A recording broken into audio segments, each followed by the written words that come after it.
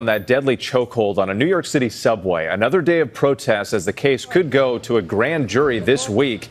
And the Marine veteran speaking out through his attorney, defending his actions now.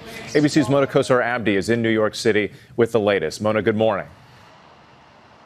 Whit, good morning. Protests continue to grow over the death of Jordan Neely. More than 100 demonstrators swarmed a subway station on Saturday, demanding that the former Marine who restrained him be charged. No justice! No peace! No justice! No peace! Overnight, protesters taking to the subway and marching on the streets, demanding justice for Jordan Neely. Demonstrators standing on the tracks and clashing with police, several of them arrested.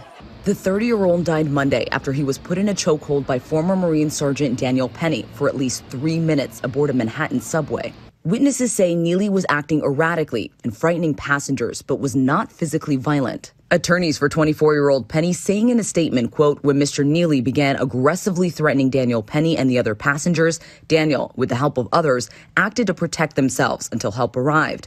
Daniel never intended to harm Mr. Neely and could not have foreseen his untimely death. Passengers and New Yorkers divided amidst the fallout. It seems like he did not mean any harm at all. And so the fact that it was met with that type of force, any force whatsoever, I think was unacceptable. I mean, that's heroic, but that's really scary on the same part. Like, you cannot just jump in and be a good Samaritan, because good Samaritans often wind up being hurt themselves. What is going on, everybody? Wired here. I hope you guys are all having an excellent day. And today we're going to talk about a little bit of a heavier topic going on here in regards to Daniel Penny being formally charged in the manslaughter of Jordan Neely. Now, as you just saw in the clip I just played for you, Jordan Neely was a subway performer with a very, very extended criminal history, who has been convicted, I think, of 42 separate incidents. You heard that right, 42, including the kidnapping of a 7-year-old girl at one point, and also assaulting multiple old ladies by punching them in the face. Now, I want to preface that by saying, in no way do I think this killing was necessary, but given the circumstances, I really want to see how this plays out with trial, because apparently Good Samaritan Daniel Penny here jumped in to try to stop Jordan Neely, and he was not the only one. There was also 2 other people who also jumped in to try to restrain Neely while the police were called. And unfortunately, since they had him in a restraining hold for so long, he unfortunately did pass away before the police could get there.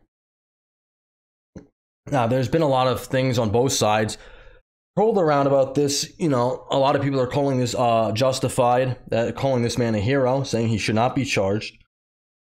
And there's a lot of people saying this is a George Floyd 2.0 thing, which I'm not going to get into my whole take on that either. But I just find this fascinating that this guy has 42 charges, 42. And he's just out in public, terrorizing people on the subway, as many people have attested to, that he at one point, excuse me if you hear the cars go by, I live on a busy street, at one point was a subway performer, or still was a subway performer. He cosplayed as Michael Jackson. Apparently he, was pretty good at it. And then eventually he kind of just shifted into, a little more of an antagonistic or violent thing. And that's obviously by his 42 arrests at the age of 30, which is quite a lot, I would imagine. I don't know how you could be arrested 42 times and be charged for 42 things and still be walking around out in broad daylight. So even though I might think that Daniel Penny might have exerted too much force, whether accidentally or not, I don't know. We'll see, I guess, that in trial. I would say probably it was not necessary. I place blame in a lot of places before I would actually blame Mr. Daniel Penny. One, I would say the woke DA's office for having the soft on crime policy, for letting criminals out on the street, for allowing them to terrorize regular citizens. For representatives in New York, like AOC, and all these wokety wokes who think, POC people can do no wrong, and that everything is also the white man's fault. And I know I'm going to be called a racist and a bigot for that, but hey, it is what it is at this point. And then on Jordan Neely himself, most likely, even though if he didn't put himself in this homeless situation or whatever, if he has 42 criminal charges, I would guess that's not just what people might call racism or profiling or whatever. I would guess he's probably actually doing some things, and that's pretty evident by his criminal record of being charged with 42 things. But as we see in New York, you really should not jump in anywhere at any time. If you see somebody being assaulted in public or threatened, no matter who they are, if they're elderly, if they're a child, you need to just let it go. Because as we're going to see in this case, there is really no benefit to being a good Samaritan, as Daniel Penny has been officially charged with manslaughter in the unfortunate death of Jordan Neely. Now, Daniel Penny, the Marine veteran at the center of the Jordan Neely choking incident aboard a subway train last week, is expected to turn himself into police as soon as Friday to face criminal charges over the incident. Neely, who was homeless, died on May 1st after Penny allegedly held him in a chokehold for several minutes. According to witness, Neely was yelling and harassing passengers on the train before he was subdued by Neely and others and ultimately died. Now, see, that's a very important thing to note here. Apparently, it took the police about 15 minutes to get there. And apparently, the passengers, Mr. Penny and the other two who were trying to restrain him, until the police arrived. It took them a little while to arrive, which, fair enough. I mean, I don't know exactly how the response would work on a subway. I'm sure that'd be a little more difficult than just showing up to an address, but it is what it is.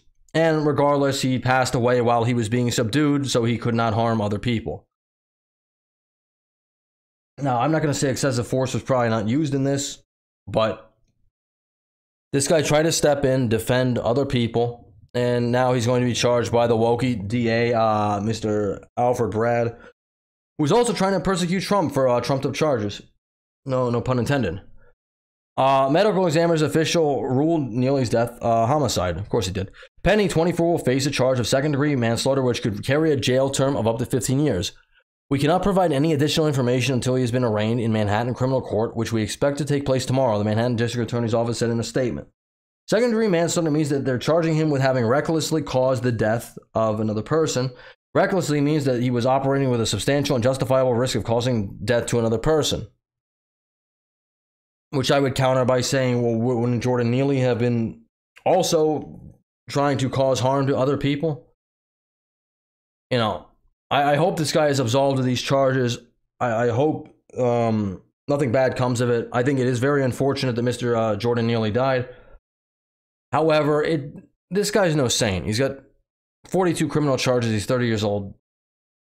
So, you know, you can say what you want about this. This is racism. This is bigotry, whatever. The guy's no angel, though. I think that some people are going to be upset about this, that it wasn't more serious. I think others wish they saw no charges at all. 100%. I think this is a very divisive issue, which is why covering it is very risky. And I know I'm not going to make any money off this on YouTube. So, hey, if you can, you know, leave a like on the video, subscribe to the channel. So maybe in the future, I can make a little money on my videos. We are confident that once all the facts and circumstances surrounding this tragic incident are brought to bear, Mr. Penny will be fully absolved of any wrongdoing. That's a perfect world, but he's in New York City, so. There have been a string of protests across the city following Neely's death. As a result, at least 11 people have been arrested, and the NYPD is searching for 5 protesters who allegedly stormed the subway tracks on the Upper East Side last Saturday.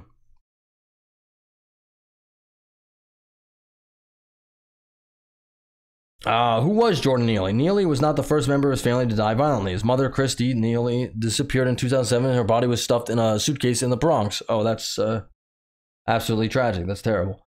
Christy Neely's boyfriend was charged with strangling her, and Jordan testified at the boyfriend's murder trial. That's horrible. Neely's mental health began deteriorating at some point after that, and Mayor Eric Adams said the young man interacted with many city agencies and community-based organizations prior over the years. Those efforts were not enough, and we must find ways to strengthen our system, starting with investigation and accountability, Adams said. Close. You know, the mayor is very woke. We know that. Adams said he would bring together the leaders of the 5 organizations that contract with the city to provide homeless outreach services for a summit next week on improving outcomes for people with serious mental illness. Well, that probably should have been done in the first place. I guess, Mr. Neely here, he was actually placed on a list of, people who are homeless who needed mental health treatment, and the city of New York failed him, for one. And not to say that the guy doesn't deserve to have issues if his, mother was actually taken like that. So I do have a little bit of empathy for him, but that doesn't give you the right to go around and accost and assault people and kidnap little girls. And as you can imagine, this is a very divisive issue. Benny Johnson, who's actually a great political commentator, says, Daniel Penny in handcuffs on the way to court. DA Alvin Bragg is charging him with second-degree involuntary manslaughter, which carries a sentence of 15 years in New York if convicted, which is the maximum.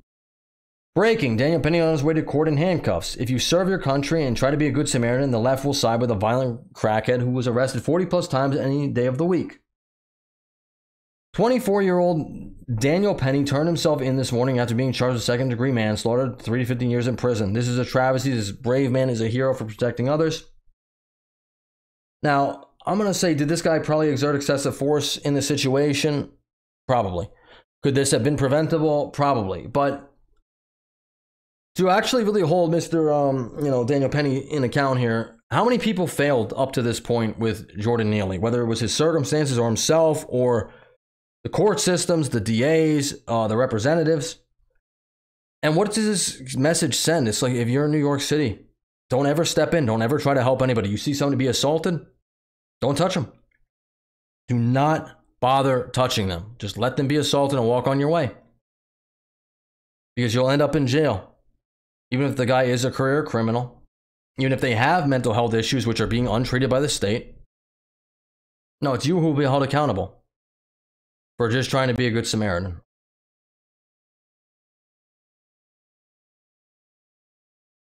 Like I said, I think this was, Mr. Neely's death was avoidable. I do think that, but it also speaks to the entire climate of New York, the entire society that failed him before this incident happened. And whatever gave him, he's been arrested 42 times. Whatever gave him, let him be aggressive on the subway. Why does he fear consequences? You've been arrested 42 times. What do you care about a 43rd? You're going to be let out anyway. The DA is not going to charge you for anything because he's woke and because you're a person of color. And, hey, now you're going to be a hero on the street. You're George Floyd 2.0. Never mind, you kidnapped a 7-year-old girl. Or you punch old ladies in the face. No, now you're a hero. Because you were trying to violently intimidate people on the subway. Anyway, I know this is a controversial take, but that's all I got. Leave a like on the video, subscribe to the channel, and I will catch you on the next one. Thank you for listening this long. Later.